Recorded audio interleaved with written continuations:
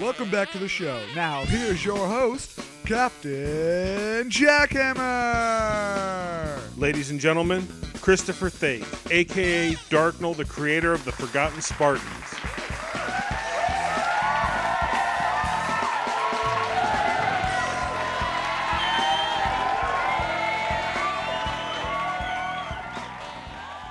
Darknal, thank you for joining us. It sure took us a while to make this happen, but I'm really glad that you're here. So Darknal, tell us a little bit about yourself. Well, my name's Chris Thake, or otherwise known as Darknal Online. I'm 25 years old, come from Leigh-on-Sea in England, and make movies as a hobby.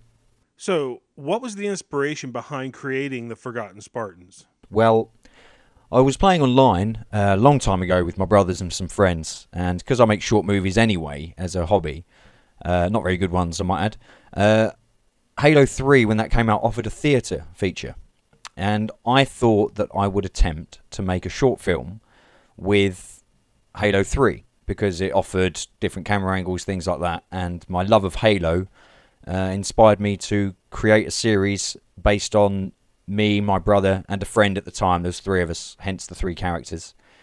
So my inspiration really was being able to make a short movie based on my favourite game, which was Halo, the Halo series, the story, everything I loved about it. And it would be good to make a story about three other Spartans, a bit like Master Chief, even though they're completely different. But you know, the idea is that they go through the Halo ring and come across enemies and stuff, and just to make an entertaining movie, really. That was my inspiration and my thought process behind all that. As action-packed as it is, the driving force behind the Forgotten Spartans is the story.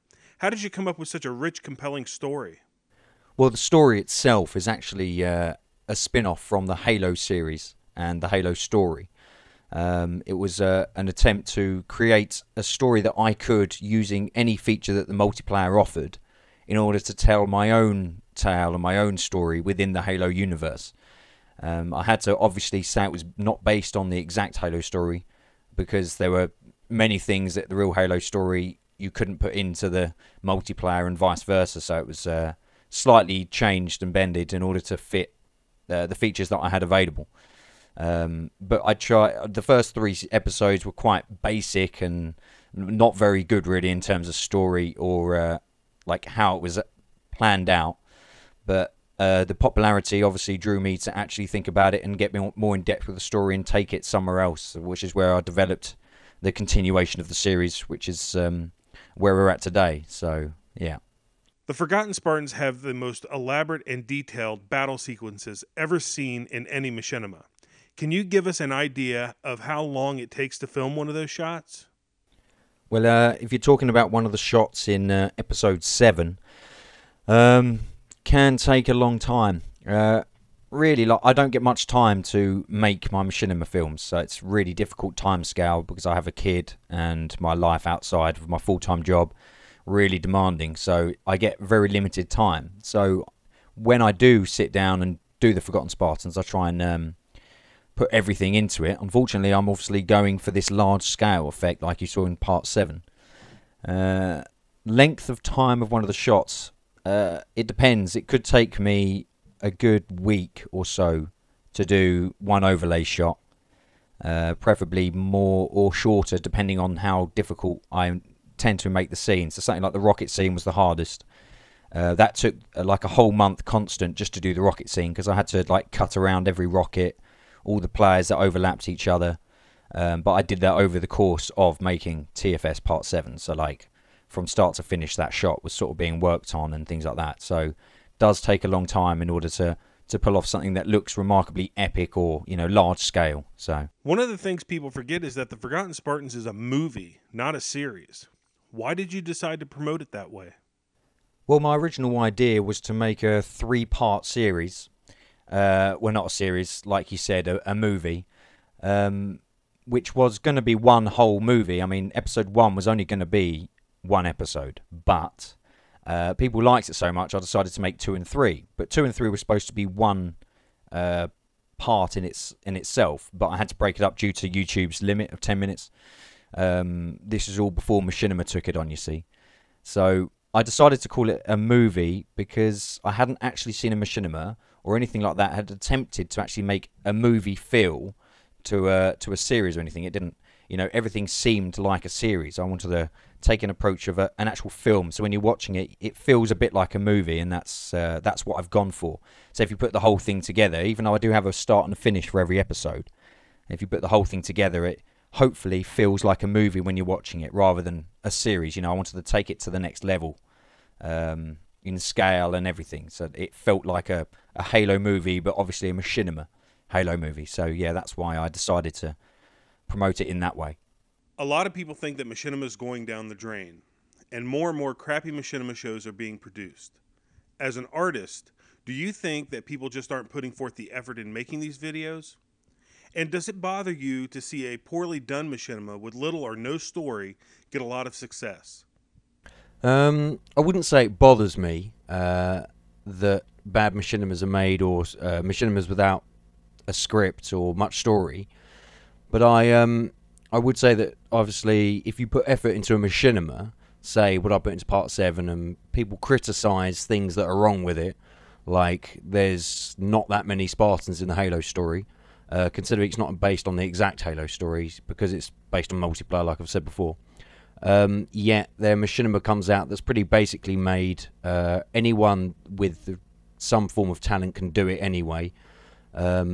Yet it gets praise for, say, oh, that was really good, you're getting better, rather than the good machinimas out there get a lot of stick for things that they might do wrong. Like my first 3 episodes, there were a lot of mistakes and things like that. But obviously, as I progressed and it got more popular, I decided that I should give the people something different to watch rather than the same as what everyone's already done. So that's why I went for something different. And so I suppose in that respect, yeah, I suppose it can bother me, but I don't really look into it too much. I just stick to what I enjoy doing and what I think others might enjoy watching, and try to do it at a good standard, because I think that's what you guys are watching mine for, for something that's different and challenging to, comprehend, really. So, yeah. Darknal, I can't thank you enough for being on the show, and I thank you so much for such a wonderful machinima. I think it's safe to say that you're the Jerry Bruckheimer of machinima. Yeah, no, it's very good, and I'm very honoured for you to think that of me as a director of machinima, and I'm hoping that my next coming episodes will keep you entertained. Might not be as large scale as 7, but I'm sure that I will try my best. So yeah, thank you for having me on your show. Everybody, let's give it up for Darknal. Well, that's all the time we have for today. I want to thank Darknal for being here. I want to thank TG Pyro for producing the show. I want to thank TG Gigafucks for the sets. Thanks to my clan, The Guard, for helping make this happen. Thanks to the announcer, Mankable R. Wallaby. Thanks to the Aztec Elite Band. And thanks to all of you for watching. I'm Captain Jackhammer, and I will see you next time. Woohoo!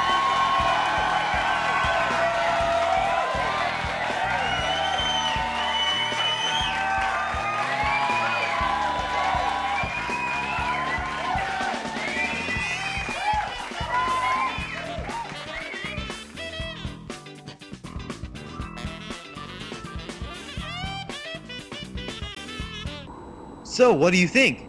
I think it's wonderful. I haven't seen anything this well done in a long time. Great, so you'll produce it? Oh god. Heavens no. I wouldn't go near your show with a 10-foot pole. What? I don't understand. You just said Look, that kid, it's good. Too good. People don't want some life-changing emotional journey when they sit down to watch something.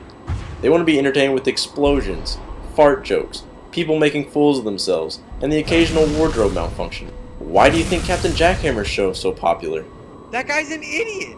I've seen monkeys throwing feces at each other that are smarter than that guy. Yes, but ask yourself this. Would you rather watch Shakespeare, or monkeys throwing feces at each other? Feces. Don't worry, kid. You'll be alright.